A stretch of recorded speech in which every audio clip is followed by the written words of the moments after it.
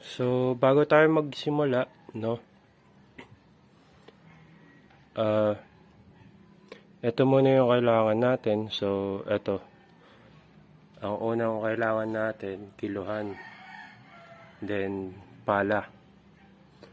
No? Then, yung iba na substrate. Sabihin ko sa inyo mamaya. Pero bago yon, subscribe muna kayo sa channel natin para ma-update kayo sa mga bagong tutorials na ituturo namin. Good afternoon. Ito na yung tutorial. Yung meron tayong 2.5 kusot. So, ito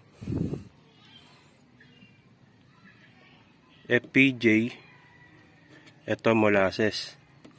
Ito 500 ml, tapos 1 liter ng molasses.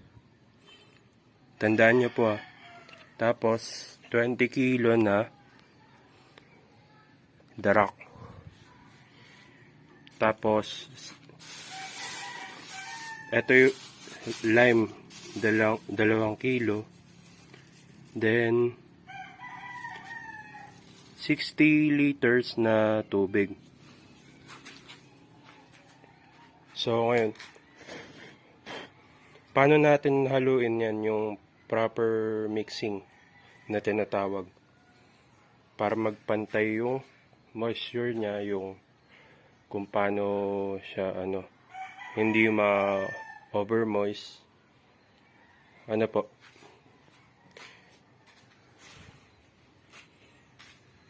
so pagaluin na po natin. So natanggal na natin sa sako yung kusot. Tandaan nyo po, 78 kilo to. 78 kilo.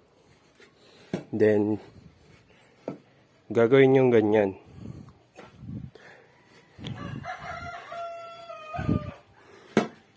Yan.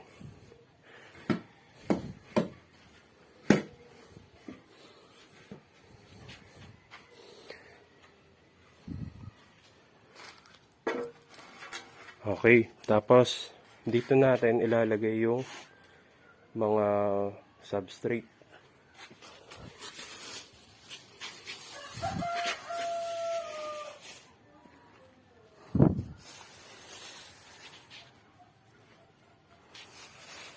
Kakalat nyo lang na ganyan para mas madali siyang mahalo.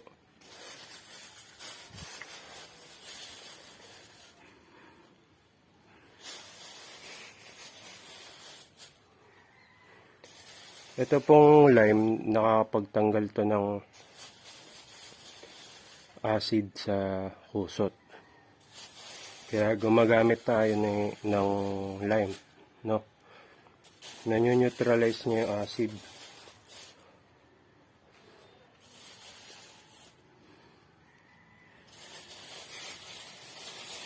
So, para sa akin, mas okay yung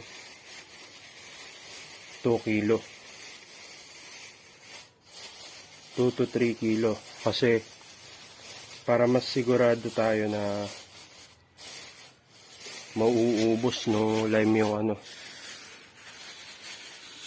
yung acid no soda.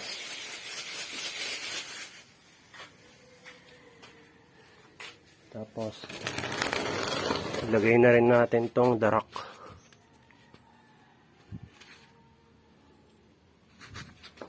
Wala akong cameraman ganun lang, ganyan lang. Mahalaga po itong step by step para malaman nyo paano talaga yung procedure. Mahirap po yung nagsa-shortcut tayo. Kailangan magawa natin ng maayos yung procedure.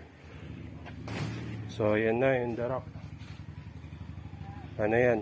20 kilos. Ang asukal.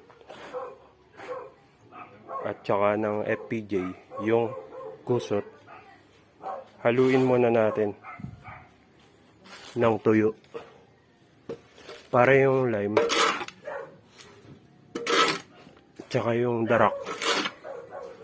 Hindi mamuo.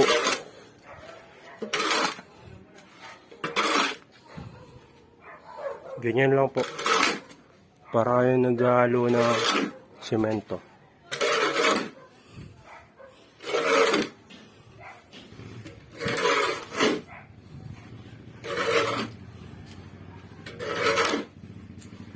Lalagay nyo sa gitna.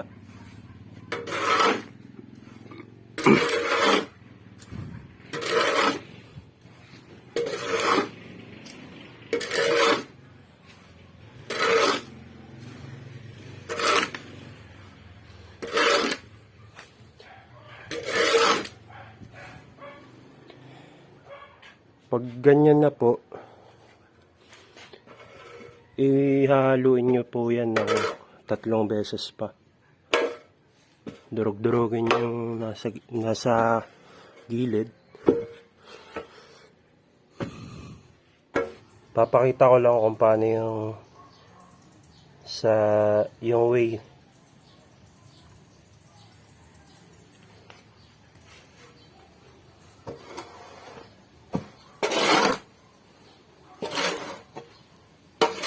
Ganito lang po yan. Simula kayo sa gilid.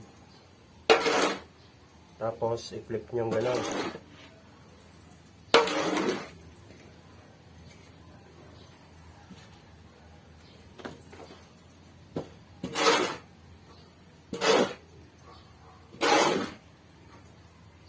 Pag ganun po siya. Kumbaga, dediretsuin mo muna hanggang sa maubos yung usot doon sa dulo. Mula dito hanggang doon.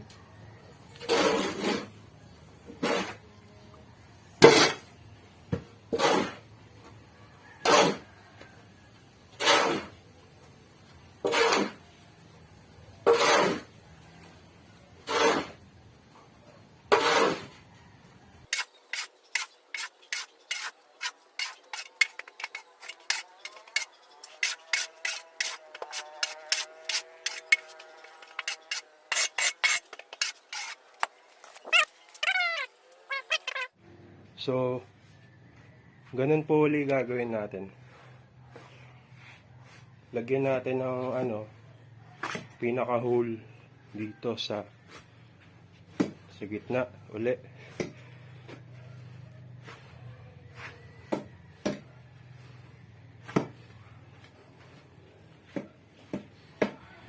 Ang next natin yung FPJ, tapos yung molasses. Ano po? Tatandaan nyo po, ang pwede nyong ilagay sa 78 kilo na sodas, tubig na 50 to 60%. Ibig sabihin, 60% is 60 liters. Tama po ba? So, kung basa ng konti yung sodas natin, bawas tayo ng tubig. Since, naman siya, okay naman. Kikiluin natin to. Yung kilo, represents sa liquid ng liter, di ba? So, kuha tayong kiluhan, then kiluin natin.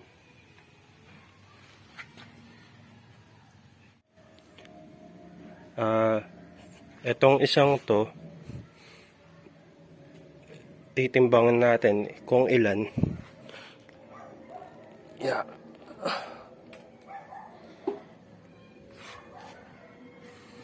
Ayan po, no? Nasa 17 liters. So, kailangan ng tatlong timbang ganito. Tandaan nyo po, titimbangin nyo lagi yung tubig para hindi kayo ma-overmoist, no? Ayan po, 17 liters. So kailangan natin ng tatlong timba tsaka 9 na litro pa.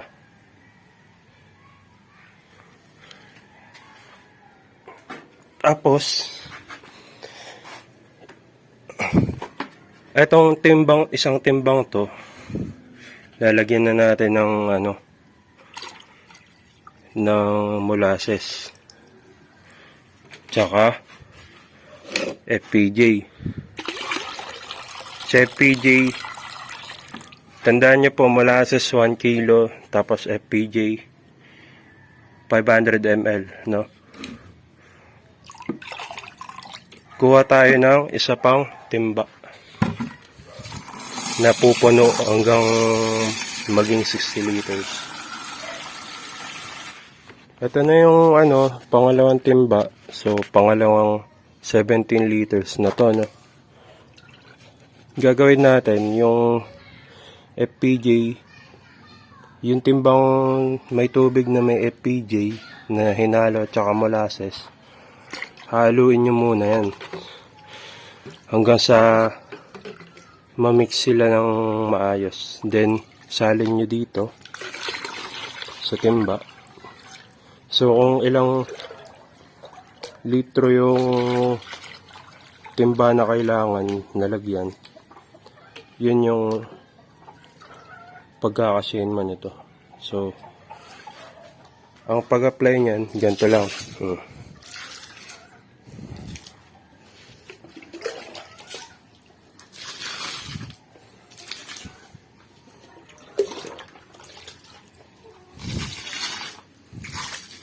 Kaya, since online naman, kailangan talaga nating paliwanag kasi wala namang, hindi naman hands-on.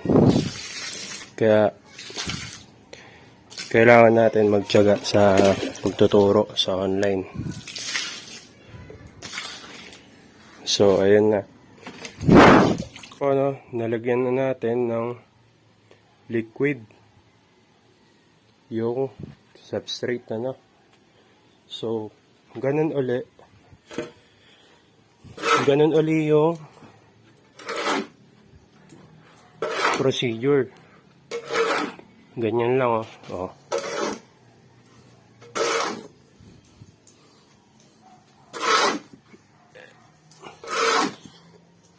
Tandaan nyo po, ito po yung pinakamadali na mas applicable na formula para dun sa mga bago.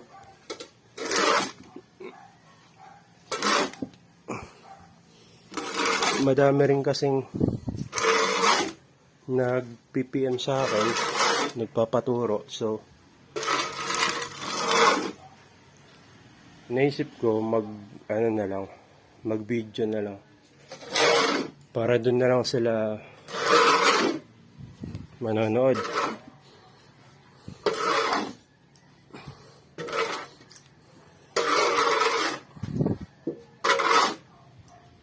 So ganun po ulit, flip ng 3 times. Ayun, every 3 days ipi-flip niya siya. So ulitin po natin. Ganyan lang siya. Yung flip na tinatawag, flipping. Ang purpose po ng paghalo nung flip na 3 times is para mapantay yung paghalo mo. At the same time, yung moisture niya mapantay. So kailangan mo talagang haluin para mabulok siya pantay yung pagkabulok nila. Kasi kung yung isang part ay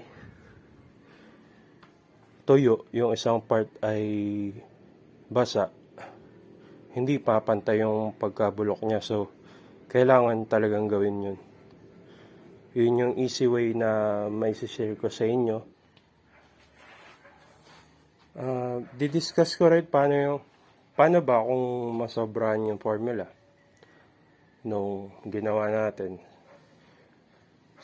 Para sa akin, sabi nila sa organic daw, walang overdose. So, sa experience ko, meron eh. So, kailangan natin na kaya nga yung formula na yun ginawa para hindi tayo sumobra. So, kailangan natin sundin yun. Yung formula na yun para hindi tayo magkaroon ng acid sa substrate. Tuturo ko naman po yung kung paano malaman kung okay yung moisture. Para malaman nyo, eto. Kuha kayo ng ganito. Then, pigain nyo. Wala siyang katas dapat. Then, pag ginanon nyo, mamumuo. Nasa 50% to 60% na yan. Tapos, kuha uli kayo sa ilalim. Malalaman nyo kung pantay. Kukuha kayo sa ibabaw, kukuha rin kayo sa ilalim. Then, ganun. Oh. Ganun din yung moisture niya. Bakit? Kasi pinlip natin ng 3 beses. Hinalo natin na pag ganun. Wala siyang maiiwan na mula sa gilid hanggang doon sa dulo. Kailangan mahalo mo yan. So, yun yung proper mixing natin. Okay, assuming na 21 days na to, assuming lang. Para lang mabilis tayo na sa proseso natin. So, tuturo ko na yung paano yung magbag.